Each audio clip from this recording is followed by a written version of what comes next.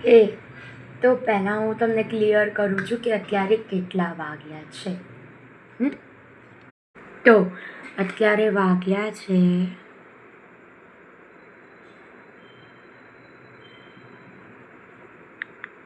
Flash જ એટલી પડે છે ને કે નહીં દેખાતું.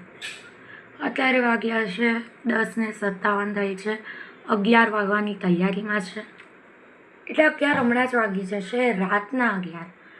સો હું શું કરી રહી છું રાત્રે જાગીને?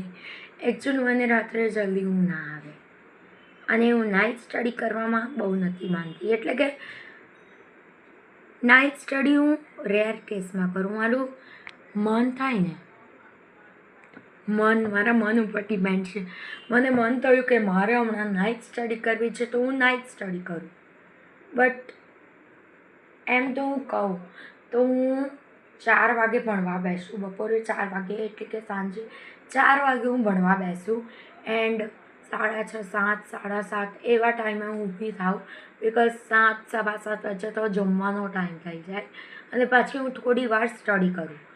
બટ વેકેશન છે, વેકેશનમાં તો ભણવાનું હોય નહીં. સો અત્યારે હું છે ને મારું સાહિત્ય હું રાત્રે કરું. બિકોઝ જ્યાર સુધી સાહિત્ય ન કરું ને મારો દિવસ ખતમ ના થાય. સાહિત્ય ઇઝ માય, કહેવાય ને, इसके बिना मैं जी नहीं सकती. તો યાર, અને મેં કાવ્ય રચ્યું છે કે ચાંદે ચાંદનીને કહ્યું, અને થોડું ઇમોશન છે, થોડું હાસ્ય છે. જોવાનું ભૂલતા નહીં અને એ માટે સબસ્ક્રાઈબ કરી દેજો ને લાઈક પણ. ટુડલ્સ, બાય બાય.